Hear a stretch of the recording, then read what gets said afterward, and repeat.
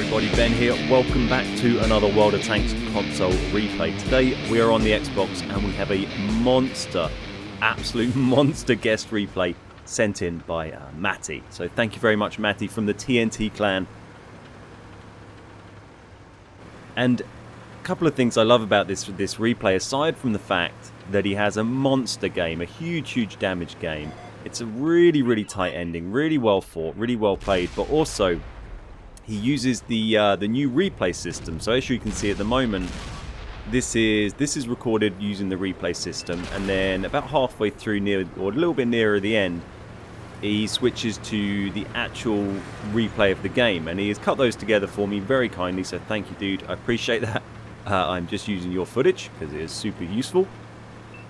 But it's a great little use of it, because if you're maybe restricted on, you can only record 10 minutes or 5 minutes or whatever, or you just saved a 5-minute clip of your replay, then you can use that. You can go back in the replay file and you can capture the rest of it using that. So he's taken them both, stitched them together, and sent me this cracking replay. So anyway, to the game at hand. He's in the E50M. He's platooned up with a buddy of his, and he's moved to this pretty solid spot for any kind of tank with a bit of gun depression here. It's a great little place to go. The main risk is getting hit by RT, obviously, and getting hit by people who push up on the hill. So hopefully that heavy over on the eastern flank and that TD can put a bit of pressure on the hill and allow Matty to get some shots away off to the side here and possibly over the ridge.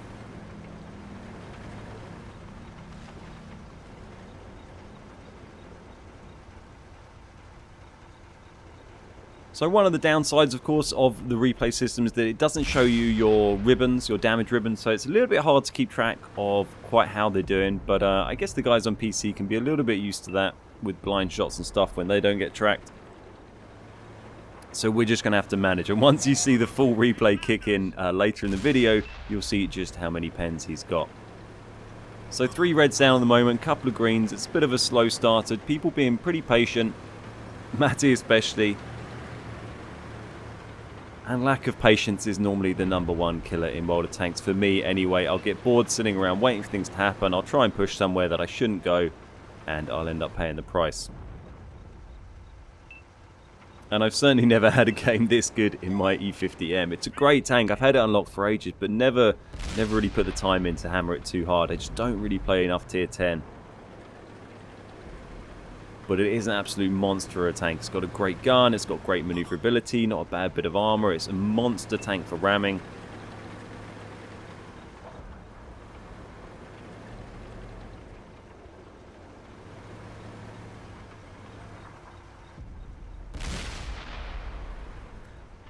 So big hit on the 50B there. That's got to have been a Death Star or artillery that hit him there.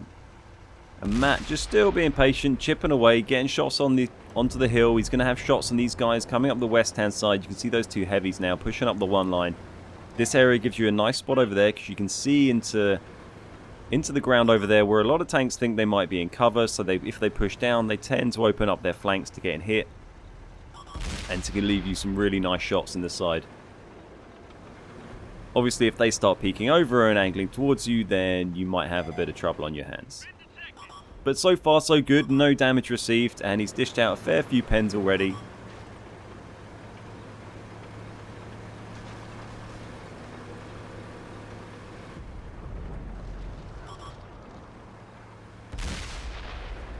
So pushes now over there, decides that they're going to lose the field, and it's a worthwhile, well, very wise decision to do so. They've lost the entire 1-2 line. Those guys no longer have to face north, they can all face into the middle of the map, so he's really just at that stage. If he had stayed there, he'd just be sitting completely in the open with nothing to save him. So he's pushed over, got himself over here, and they've got a few of them pushing together. So it's the right move, the right play.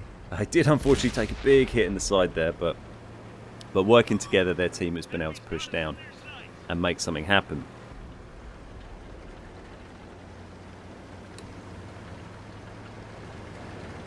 And it's quite an interesting little. I really like this replay for. There's lots of little interesting things about it. I like that they kind of do this switcheroo type maneuver where the red team have gone up the left hand side and round to their flag, and then Matt's team have gone down down this side and ended up in the red spawn, and they've kind of all switched places, and it's still pretty even team-wise at the moment.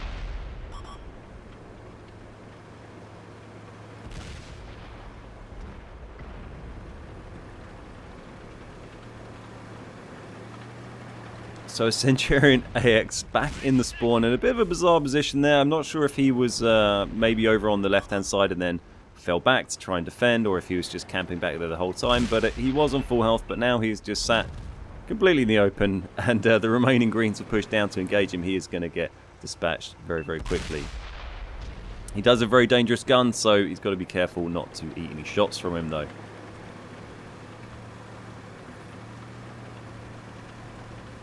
So with that guy dropped, Matt's decided to push back towards his own flag, which is very wise. They need to keep defending that cap.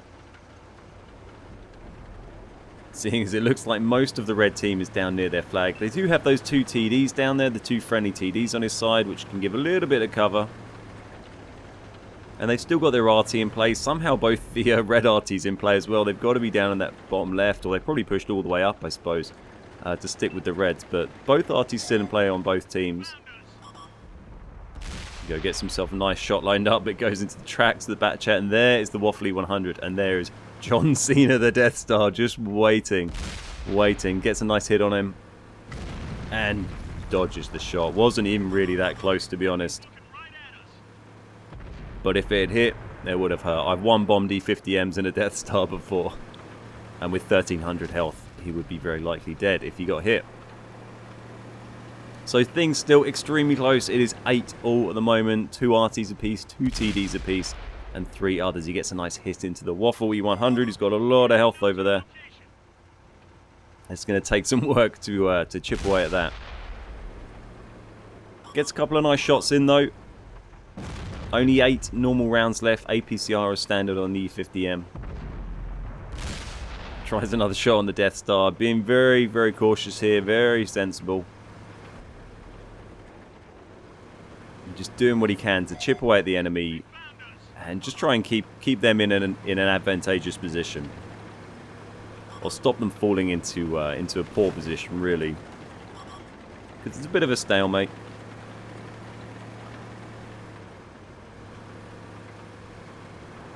Trying to find another shot under the train onto the Death Star. Death Star is pushing out in the open now, and the Waffle might be a target as well. They're both pushing. Gets another shot into the Waffle. And takes a hit from the Waffle there. Has to drop his repair kit to get his ammo repaired. So now he's down on pretty dangerously low health. That bat chat could take him in 2 shots. The Waffle could drop him in 1 shot. The Death Star could drop him in 1 shot. And there we go. That was either the Waffle or the Death Star. I think that was probably the Waffle, because it didn't look like a red shell. But he stayed alive. His team is starting to lag behind a little bit now, though. There are 5 normal tanks versus 3 on his team. If you take the artillery out of the equation, he got 1 TD up the top scrapping.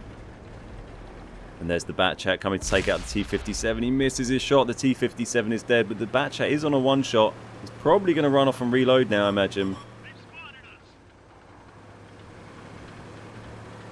And there are so many dangerous tanks, despite the low health of this bat chat. There are so many dangerous tanks. There's the bat chat, very nicely managed to get rid of there. Bat chat's extremely dangerous late game, even on low health.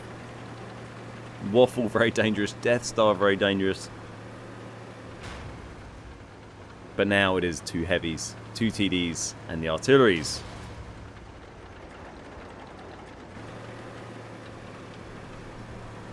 So we got 6 minutes remaining on the clock. Matt is now back at the red flag, trying to figure out what to do, work out where the reds are, what the best way to approach this is.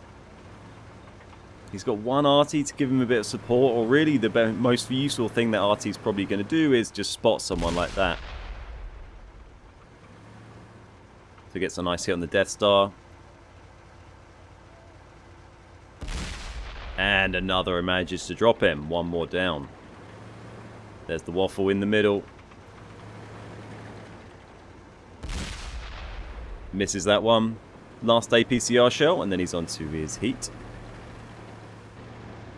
And there he goes. So that was the switch into the normal in-game save footage rather than the post-game replay you see. So now we can see he was on 3 kills, 17 ribbons with that new hit, and 8 assists as well. He's loaded his HE shells, his high explosive, so he can go through the Waffle's very poorly armoured turret and do more damage. Gets unlucky there though. That's the downside of HE, is that it doesn't hit things through buildings like normal shells. Normal shells, APCR, AP will break through buildings and still hit a target. HE shells won't. And also, sometimes you'll hit the gun like that second one did, and they'll troll the bejesus out of you and roll really low. But there we go. Finally managed just to drop him. And he is down to just his 16 remaining heat shells. We've got 2 heavy tanks left and 2 artilleries. We haven't seen any of those guys in play for a long, long time. So we've got to assume they're camping over here in the trees, waiting for a shot. Maybe on low health, maybe low tier.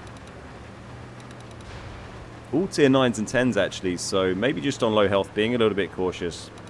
Bit wary of this E50M who's just been cleaning up the whole team. But they're still in a 2v4 situation. Both those arties could drop him with a shotgun. There we go. There is an RT, a T92. Very dangerous. Fires on the move. It doesn't hit him. He's just behind that ridge. Oh, he's got another one. Another T92 right in front of him. And he can't kill him in one shot either. Gets very lucky. There's the T92. Puts his shot into the edge of the bank. And the other one there, you can hear the other one missing. Hits his gun. Hits the artillery's gun. And he's got to just move. But at least the artillery's has fired now. He doesn't know where the heavy tanks are though, so that's a risk. He should be able to get 2 shots into this guy okay before he can reload. There's pretty long reload on this thing. But got lucky not to get smashed by those guys there. Did his best to sneak up on them by not driving through the enemy flag. It's always a nice little tip to avoid driving there. As Klaus Kellerman was saying in a video the other day, it lets off quite a big siren to the enemy team to let them know where you are. So going in the enemy cap, not a great idea because it just tells everyone where you are. And it would have let those artilleries know to be facing right at him. Rather than that time, he managed to catch them a little bit off guard and then got a little bit lucky not getting hit by them really. So now he has the new tier 10 German heavy to face and a VK-45B. 2 pretty heavily armoured tanks. Thankfully this one is rather nicely side on.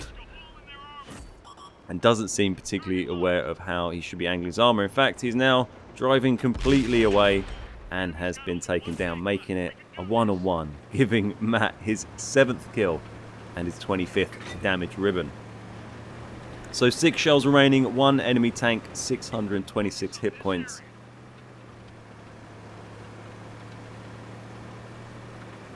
It's going to be tight.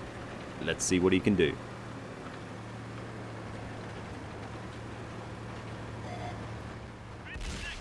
Respots, but bounces the shot. Probably going to take 2 hits. I think 2 hits at least to get this guy. Maybe even more. He's almost on half health, and he's got a pretty nice hit pool. Not quite as good as a mouse, but I think it's got 2,500 or some such. Here he comes. He's got to take a hit here, surely. There we go. Takes hit. Put him on 145. Gets the tracking shot. Moves up. Painfully slow to get up next to him. Up that hill. But there he goes. Gets one in the side. And is just able to stay out of reach of his gun there. Thanks to that tracking shot he managed to do. He's put 1 and he's put 2 and he's going to need to do another. He's just got to avoid that gun. The ram is dangerous, but thankfully the E50M is a beast at ramming and only takes 25 damage and just manages to land the final shot. Gets kill number 8. So close. Such a close game. So well fought. Well played throughout and great use of tactics. So thank you, Matt, for sending that in. 9,300 damage, 8 kills, 2,200 assisted, a mastery, and 2,000 base XP at tier 10, which is a very nice amount of base XP at tier 10 indeed. So thank you very much, Matehhhhh, with many H's, for sending that in to me. That's excellent replay. Really appreciate that, and that you edited it and stitched it together for me as well. So thank you, dude. Hope you guys watching at home enjoyed that. If you did, give it a like. Let me know in the comments what you thought of the gameplay. My name is Ben. We are the Beard Guys, and I'll see you next time.